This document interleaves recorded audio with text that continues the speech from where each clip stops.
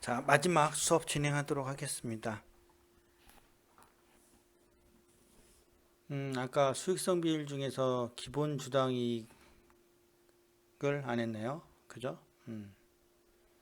자, 저번에 뭐라고 했습니까? 단기 순이익을 가중, 평균, 보통, 발행 주식수로 나눈 거. 우선주 해당 순이익은 없었죠. 그래서 그렇게 해서 쭉 나눠서 계산할 수 있었습니다. 32,754원인가요? 나온 게. 그죠?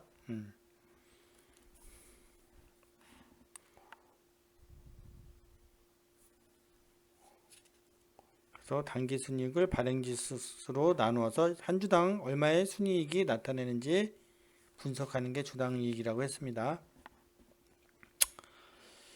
자, 그 다음에 이제 활동성 비율 보도록 하죠. 활동성 비율은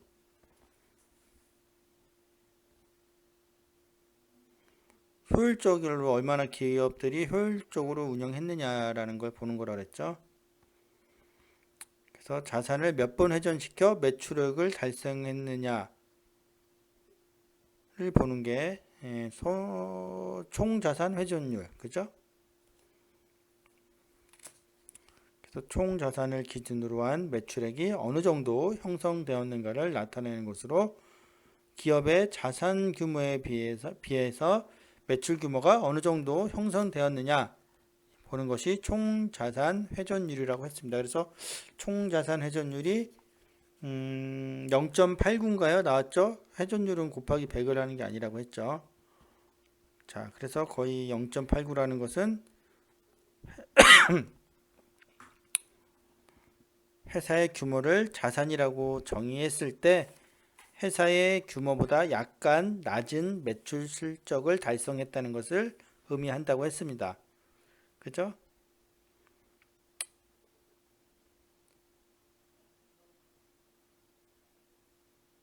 그래서 우리가 보통 이제 1 이상이면 굉장히 높다고 했는데 1에 가깝죠. 그래서 활동성이 높은 기업이다. 이렇게 이야기할 수 있겠습니다. 자, 우리가 조심해야 될 게 뭐라고 했죠? 재고 자산 회전율이라고 했죠. 이거를 우리가 재고자산 그 분자의 매출액 대신 뭐야? 매출원가를 놓고 한다고 했죠. 그죠? 매출 원가로 하는 것은 뭐예요? 매출액은 시가로 표시되고 재고자산은 원가로 표시되기 때문에 분자 분모가 서로 다른 기준에 의해 평가되는 문제점을 해결하기 위해서 그런다고 했습니다. 그죠? 그래서 매출 원가를 재고 자산으로 나눠서 계산한다고 했습니다.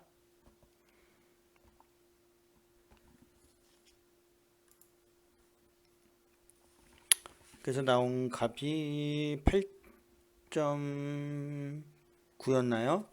네, 여러분들 그렇게 보시면 될 것 같고요. 그래서 재고자산 회전율은 재고자산을 기준으로 한 매출원가의 대비를 분석하는 것이다. 이렇게 볼 수 있겠습니다.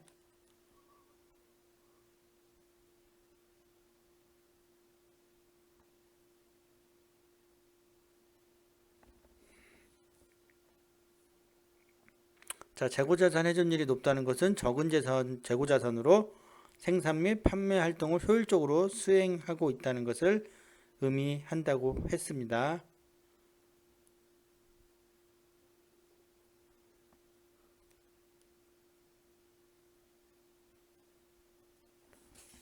자,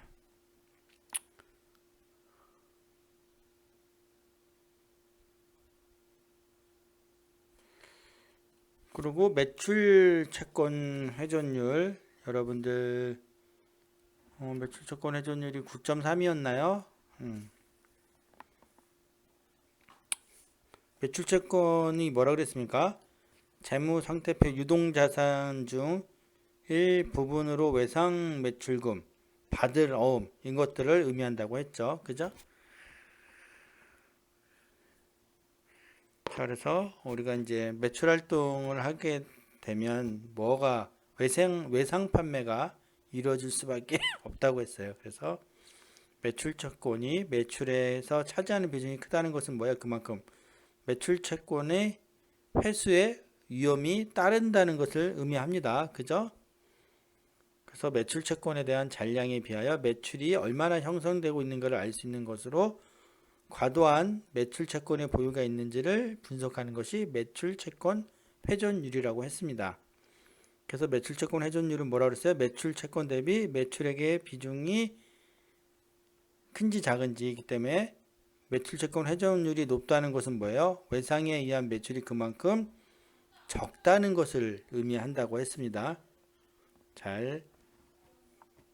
그래서 매출 채권 회전율이 9.3이라는 것은 뭐예요? 매출 채권 대비 매출액이 9.3배라는 것을 의미한다. 이렇게 보면 되겠습니다. 그래서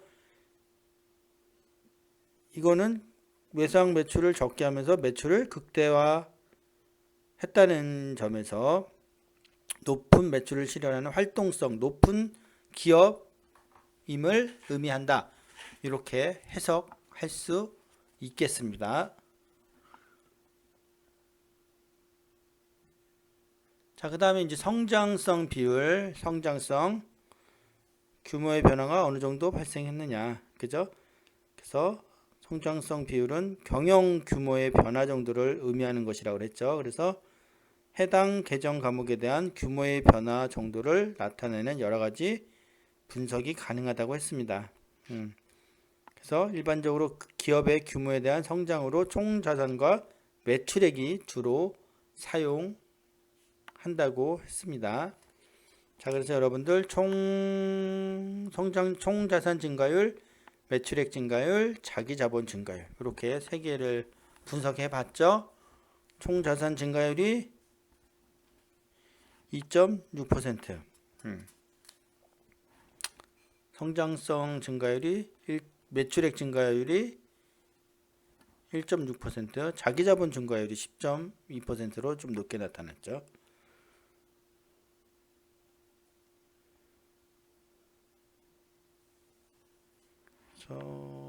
총 자산 증가율이 2.6%, 매출액 증가율이 조금 낮게 나타나는 이 증가율 성장성은요. 그래서 매해년 몇십 년치 자료를 같이 놓고 보는 게 좋습니다. 그의 한 해마다 특수한 경우가 있을 수 있기 때문에 그래요. 올해 같은 경우도 코로나 때문에 발생할 수 있죠. 특별히.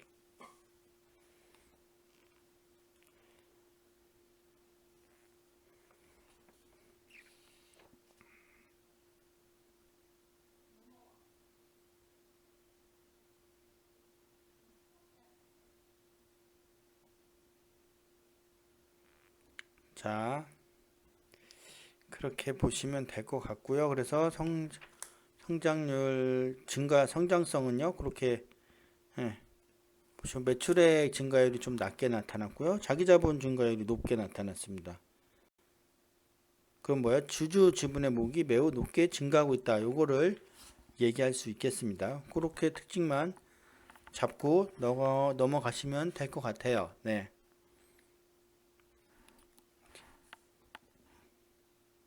매출액 증가율이 낮으니까 매출 감소에 의한 성장성이 좀 우려되는 편이다. 이렇게 이야기하면 되겠습니다.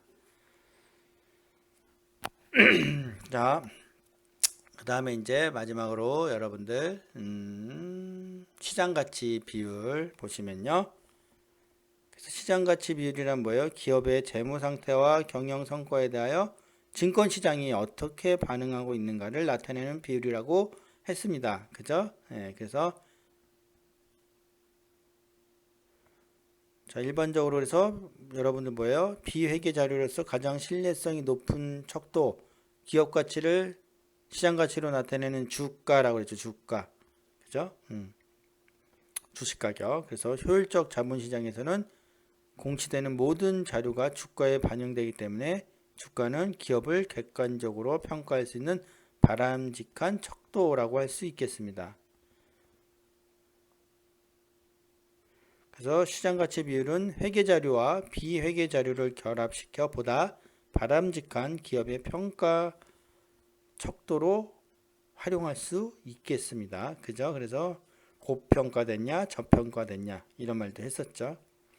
그래서 주가 수익 비율은 보통주의 시장 가격을 주당 이익으로 나눈 것이다 라고 했고요. 그래서 주당 이익은 단기순이익을 뭐예요? 발행 주식수로 나눠서 구한다 했죠. 그래서 우리가 주가 수익 비율이 얼마 나왔죠? 저번에 10.2? 네, 10.2 나왔죠.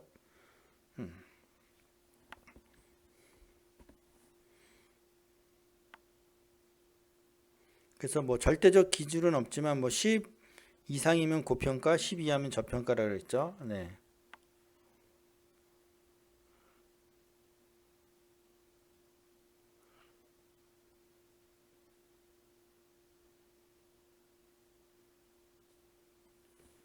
자, 그렇게 좀 네, 그래서 뭐 이거 10.2라 애매하죠. 뭐 이걸 10.2라고 10 넘었다고 고평가 되어 있다라고는 얘기할 수는 없습니다. 그래서 보통 기준 그 정도로 설명하시면 될 것 같아요.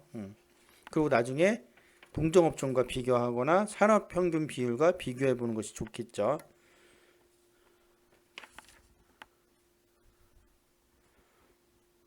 자, 그 다음에 주가 순자산 비율. 그래서 주가 대 장부 가치의 비율을 의미한다고 했습니다. 주식 가격을 한 주당 순자산으로 나누는 것이고요.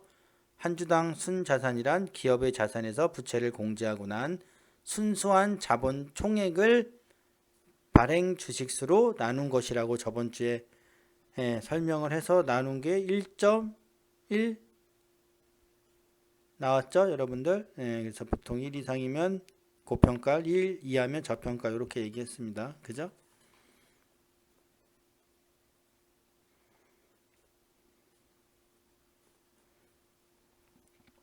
그렇게 보시면 되고요. 유보율은 뭐라 그랬어요? 잉여금을 주주가 인출하지 않고 얼마나 사내에 축적하고 있는가를 나타내는 것이라고 했습니다. 그래서 자본금을 기준으로 어느 정도의 잉여금을 사내에 보유하고 있는가를 의미하는 것으로 유보율이 높다면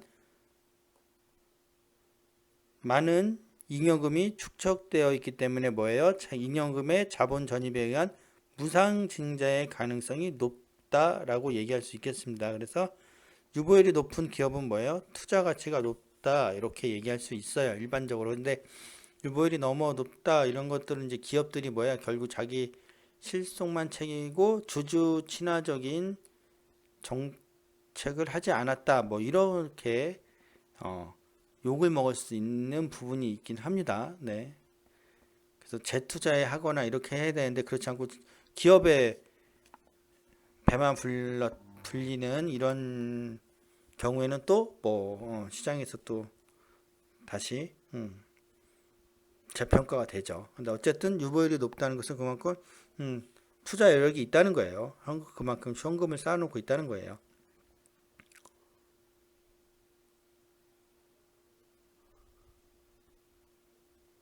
자, 그래서 유보율이 5,750.9%가 나왔죠?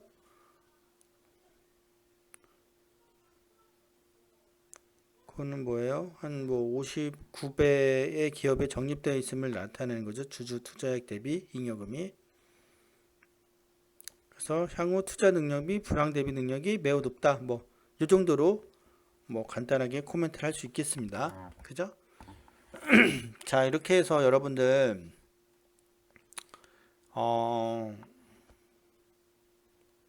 우리가 한 학기 동안 배운 재무 비율 분석을 처음부터 끝까지 한번 해보고요. 설명하고 또 사례 기업 들어서 또 얘기하고 우리가 직접 계산할 수 있게 농심의 재무제표를 가지고 저번 주에 한번 해보고 이번 주에 그거에 따른 해석을 해보는 시간을 가졌습니다. 네. 여러분들께서 충분히 많은 시간을 할애해서 재무 비율 분석만 하는 거 아니냐 이렇게 할 정도로 했습니다. 그리고 분명히 얘기했지만 한 학기 동안에 아니죠. 1차 평가까지의 우리의 이제 학습 목표는요. 재무 비율 분석을 할 수 있다. 요거였으니까요. 예.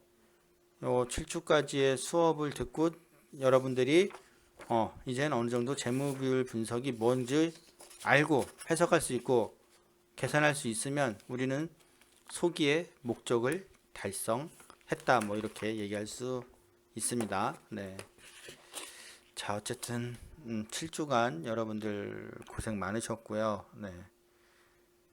예, 뭐 부족한 또 강의를 영상으로 듣느냐고 또 많은 어려움이 있었으리라 생각됩니다. 네, 여러분들. 자, 그래서 뭐 8주차부터는 우리가 5월 시작하는 주부터는 강의실에서 하게 돼 있는데요. 또 어떤 변수가 있을지 모르겠지만 어쨌든 그때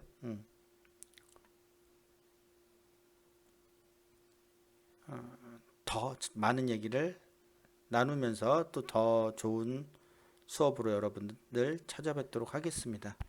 자, 수고하셨습니다.